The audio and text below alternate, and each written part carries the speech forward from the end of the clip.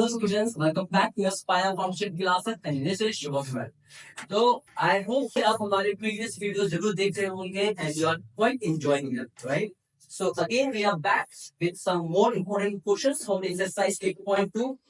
अब इस क्वेश्चन को important क्यों बोला गया because it has some concept. चलो देखते रहना चाहिए. बोला जाए कि ABCD हमारे पास ट्रैपेज गिवन है, ठीक है? और C is the midpoint of AD. ये भी ठीक है.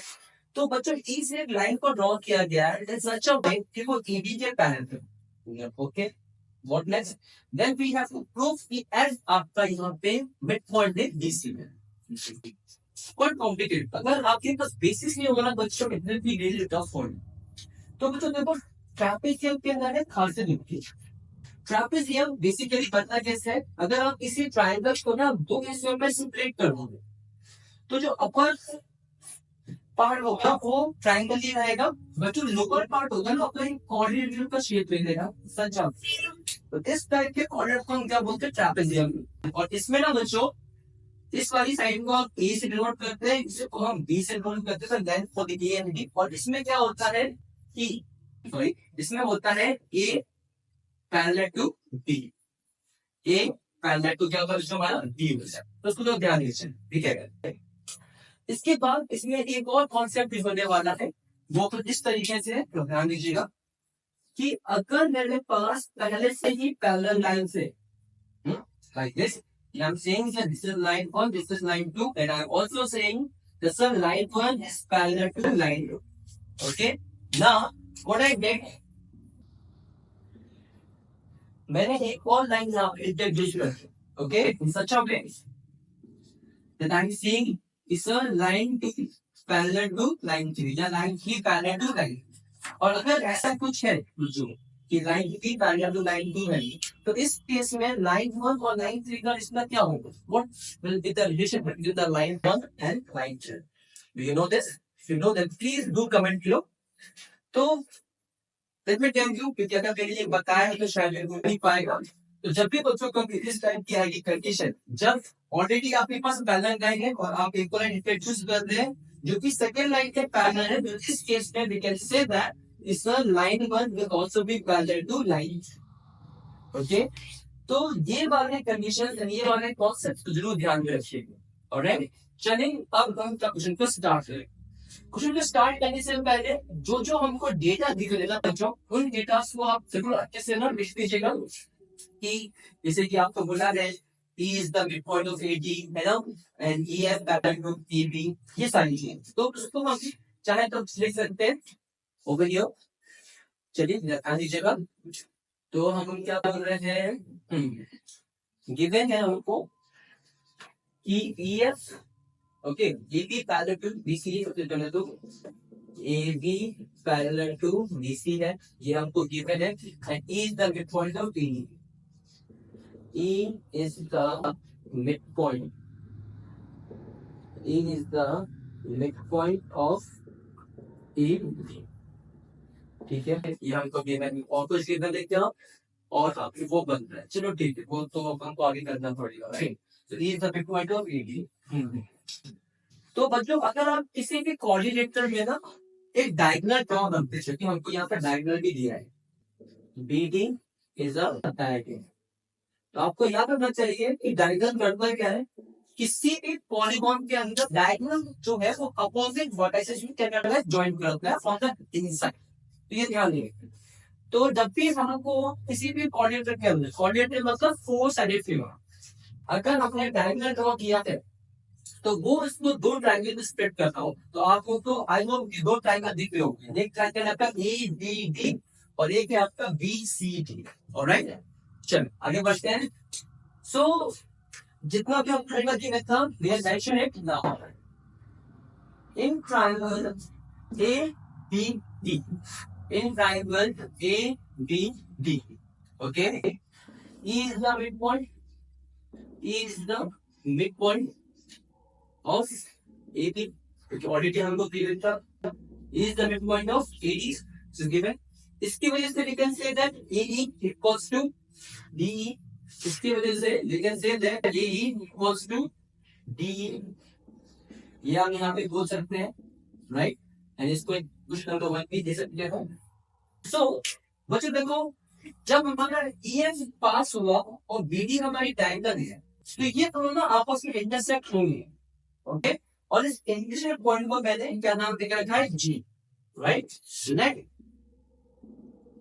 जी be the point of intersection. तो पॉइंट से तो क्या लिखा है, पीओएस ऑफ किसका है, BD and EF, BD and EF, तो क्या है हमारा पॉइंट ऑफ इंटरसेक्शन।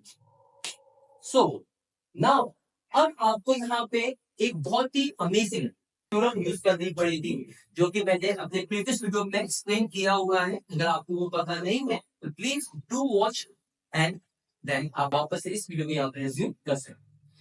तो आपको यहाँ पे जो प्रॉपर्टी यूज करनी है वो है converse of mid point theorem by converse of mid point theorem. तो मैं फटाफट से इसको थोड़ा समराइज एक्सप्लेन कर देता हूँ कि कन्वर्स मिड पॉइंट थ्योरम होता है क्या।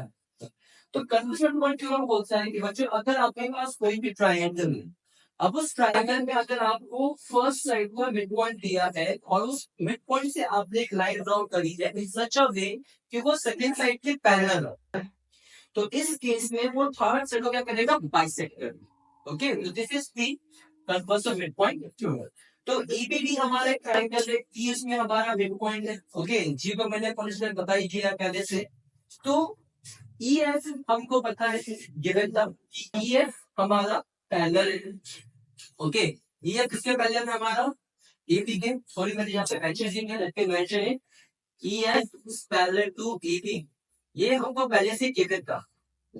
Okay, so by inverse mid point theorem what you can say here कि G will be the midpoint of BD, क्योंकि देखो एबीडी के अंदर ये हमारा मिड पॉइंट है जिसका एडी का।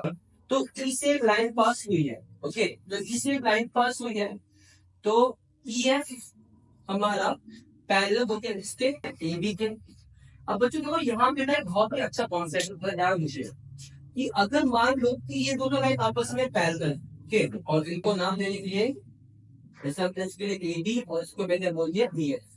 अगर मैं बोलता हूँ कि एपी ईएफ के पैरेलल है, तो बच्चों अगर मैं ईएफ को नो थोड़ा सा बढ़ा दूं, ओके, शॉर्ट कर दूं, जैसे ईजी कर दूं, तो क्या ये ईजी वाला पार्ट एबी के पैरेलल में होगा, ऑब्वियसली होना चाहिए, क्योंकि जब भी दो लाइन पैरेलल होती है तो उनके सेगमेंट्स का अक्सर क्या होता है, पैरेलल होता है। ओके, तो ये थोड़ा ध्यान रखिएगा, as EF parallel to AB. Okay, therefore by the converse midpoint theorem हम स्टार्ट करके रखे हुआ है, G is the midpoint, तो G is the mids। Okay, किसका मिड होगा ये, G होगा किसका, BD का मिडपॉइंट होगा। अब जैसे हमने ये बोला कि G BD का मिडपॉइंट होगा, तो इसमें फायदा क्या मिलेगा, we can say that BG equals to DG, है ना, it also implies that BG equals to DG। Okay, clear. और इसको हम क्वेश्चन नंबर 1 से देखें लोग, तो देखें प्रीवियस क्वेश्चन नंबर।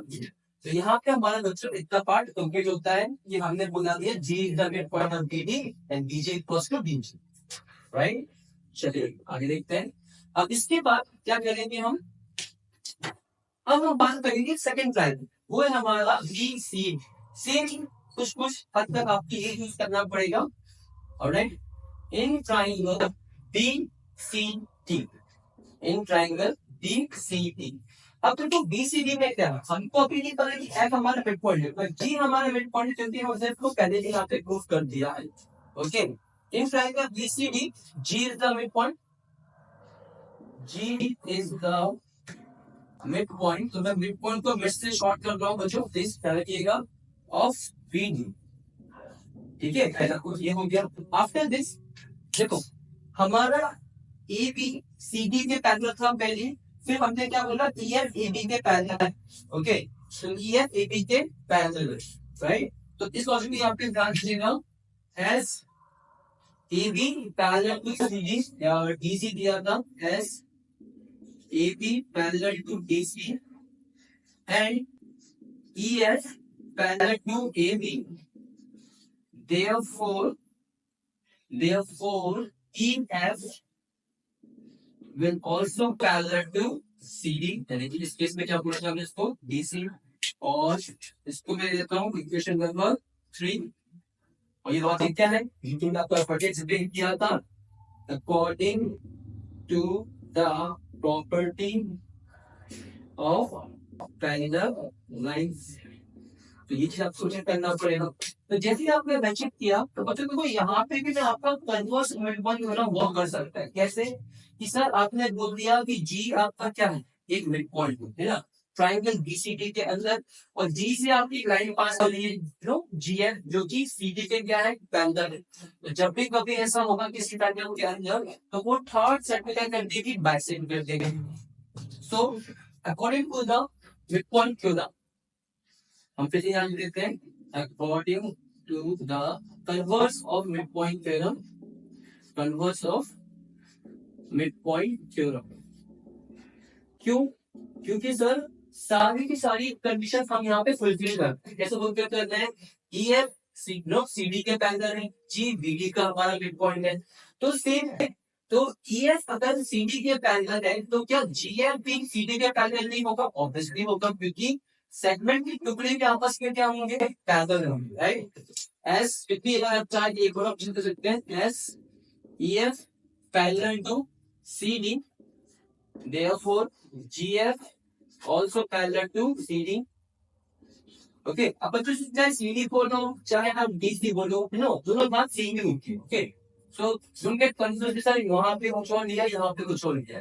तो जैसे ही आपने ये देखा तो you can directly write that therefore you can implies that F is the midpoint, F is the midpoint of this. Okay, and S2. HP मतलब S. तो आई होप कि आपको ये चीज समझ में आया होगा।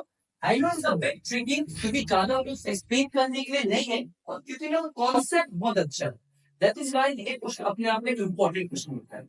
Alright, with this see you in the next.